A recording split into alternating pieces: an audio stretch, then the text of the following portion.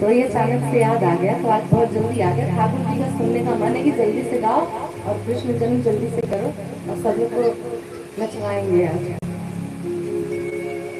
क्या गाती है मीरा भाई?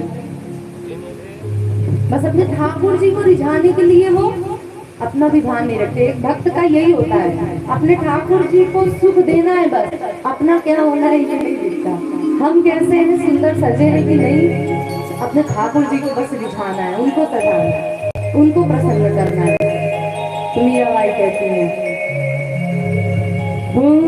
जिन भेषा मारो सावर रीझे, जिन भेषा सावर रीझे, जिन कर्मा मारो गिरधर रीझे, जिन कर्मा मारो गिरधर रीझे, सोही भेष धरूंगी हो भला, सोही भेष धरूंगी हो भला, सोही भेष धरूंगी हो, मैं वैरागन होंगी होंगी, मैं वैरागन होंगी होंगी,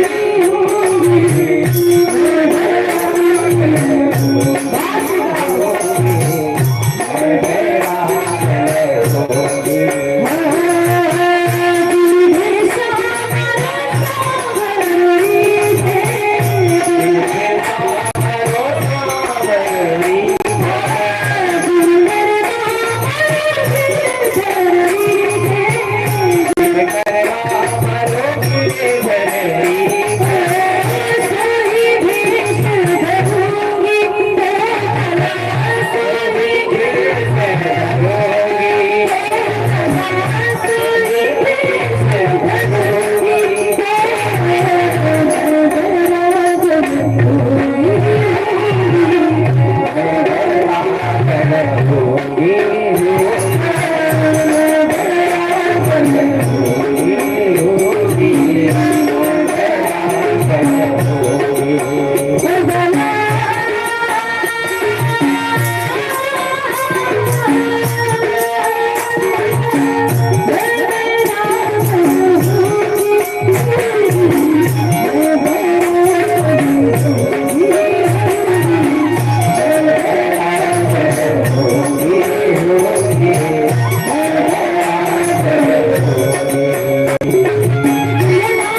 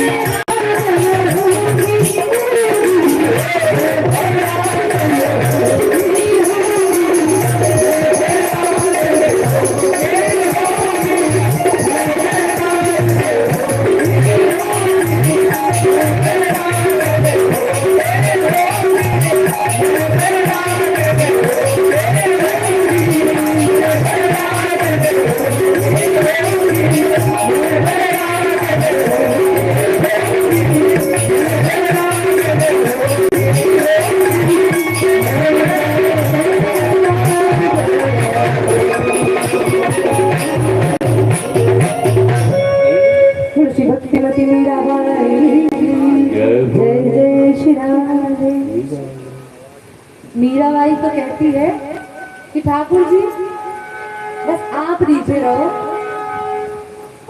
मैं उसी में राजी हूँ। मीराबाई तो इस पंक्ति में कहती है, कहो तो कुसुमन।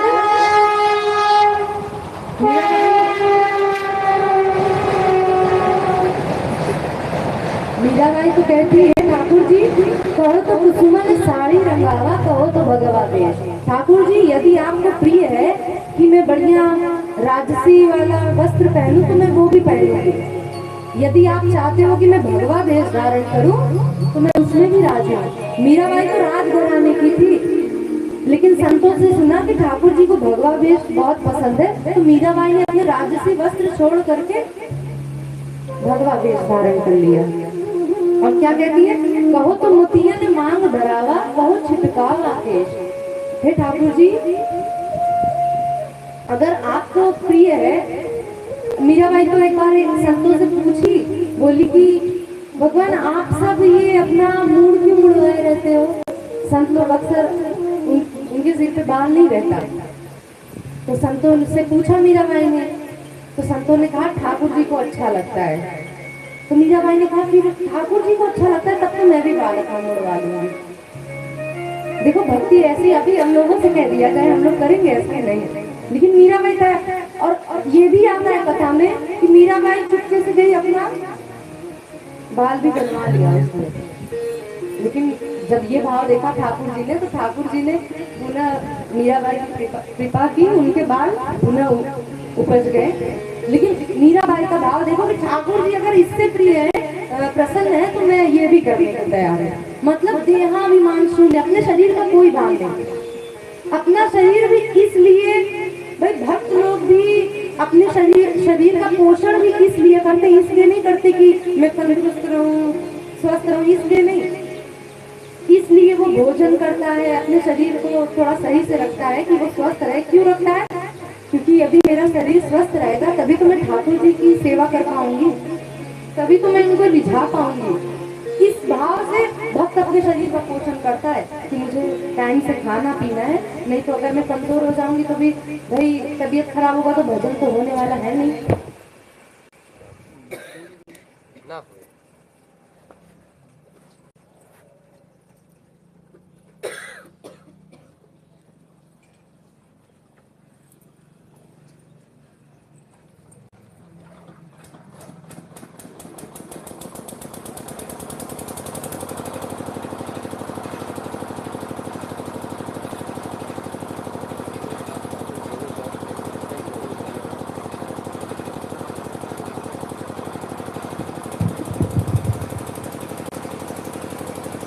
तो इस भाव से मीराबाई ठाकुर जी को रिझाती थी। मतलब मीराबाई को अपने देह का भान नहीं रहता है। और जब ये परिस्थिति आती है तब जाकर हृदय में कृष्ण जन्म होता है। मान लो मीराबाई जितना भी नहीं, केवल इतना ही आ जाए कि कथा सुनते समय ही हमारा चित्त एकाग्र रहे, हमें अपने शरीर का भान ना हो, तब जाकर के हृदय में कृष्ण जन्म लेते हैं। और जिस दिन कृष्ण जन्म ले लेते हैं उस दिन क्या होता है? आनंद ही आनंद होता है, क्योंकि कृष्ण का एक नाम आनंद भी है। नंद के कृष्ण भय नहीं, आनंद है। उस दिन से हमारा जीवन भी आनंदमय हो जाएगा, फिर हम अपने में ही मस्त रहेंगे। भक्त को पागल भी इसलिए कहा जाता है कि भक्त कब ठाकुर जी की स्मृति करते करते, उनकी कथा का विचार करते करते कब हंसने लगेगा, कभी कभी लीला के बारे में सोचने लगता है तो अकेले में ही हंसने लगेगा, मुस्कुराने लगेगा। तो लोग कहेंगे पागल हो जाते हैं, अकेले में हंस रहा है। और कभी कभी ठाकुर जी का चिंतन करके अकेले में ही रोने भी लगता है। कब हंस दे कब रो दे कोई भान नहीं, और कब मस्ती में आ जाए नाचने भी लगता है अपने में। फिर नहीं देखता है कि बगल में ससुर जी खड़े हैं, कि सासू माँ खड़ी है, कि गाँव वाले खड़े, नहीं दिखता। और ठाकुर जी को ऐसे भक्त प्रिय है, ऐसे ही भक्त प्रिय है। ठाकुर जी स्वयं श्रीमद् भागवत द्वादश स्कंद में उद्धव जी से कहते हैं, नारद जी ने उद्धव जी ने पूछा कि भगवान आपको सबसे प्रिय भक्त कौन लगते हैं? आप भाई मुझे भाई भक्त तो सब है, सब आपसे प्रेम करते हैं, लेकिन आपको कौन सबसे ज्यादा प्रिय है? उन भक्तों का लक्षण बताइए। तो ठाकुर जी ने कहा,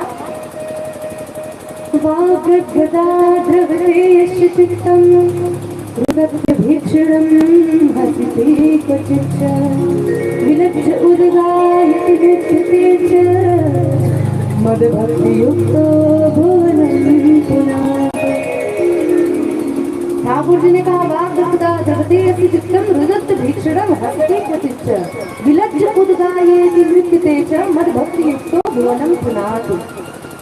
नारद, हे उद्धव जी, जो भक्त मेरी कथा कहते कहते, मेरे लीलाओं का गुणगान करते करते अचानक उसका हृदय भर आए, द्रवते यस्य चित्तम, उसका हृदय द्रवित हो जाए, और मेरी कथा कहते कहते उसका भाव इतना भर आए कि उसकी वाणी से कुछ बोला ही न जाए, मतलब उसका हृदय इतना द्रवित हो गया, यदि कोई रुदन करने लगता है तो मुख से आवाज नहीं निकलती। ठाकुर जी कह रहे, कोई मेरी लीला का गुणगान करते करते उसका हृदय द्रवित हो जाए, उसका कंठ अवरुद्ध हो जाए, वो बोल ना पाए, इतने भाव में चला जाए। द्रवते यस्य चित्तम रुदत्य भीक्षणम, मेरी कथा कहते कहते, मेरी कथा सुनते सुनते जिसके नेत्रों से अश्रु अनायास से निकल जाते हैं। भाई देखो, यदि कथा सुनते समय यदि आपके नेत्रों से अश्रु निकल गए तो वो अश्रु साधारण नहीं है। यदि आपके नेत्र सजल हो गए कथा सुनते समय, कहते समय, तो समझो कृष्ण आपको छू करके निकले हैं, क्योंकि भाई सबको कथा सुनते समय नेत्रों में अश्रु नहीं आते। कृष्ण जिसका स्पर्श करते हैं तो उसके रोंगटे खड़े हो जाते, कभी कभी कथा सुनते सुनते रोए अपने आप खड़े हो जाते हैं, अश्रु अपने आप, छोटी सी बातों में अश्रु अपने आप निकल आते हैं। कृष्ण की कथा, कोई थोड़ा सा भाव, छोटा सा भाव बता, उसी में हमारे अश्रु निकले जा रहे हैं। श्री चैतन्य महाप्रभु थे, उनके सामने तो कोई कृष्ण शब्द कह देता, वो 3 मिनट तक मूर्छित रहते, ऐसा होता था।